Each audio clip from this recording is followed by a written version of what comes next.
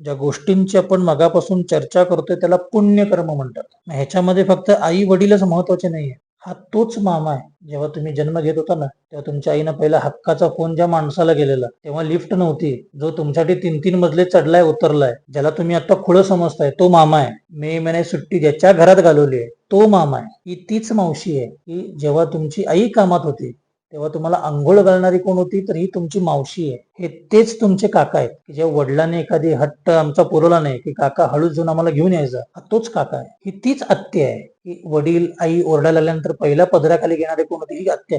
ही आमची लोक आहेत ना सगळी.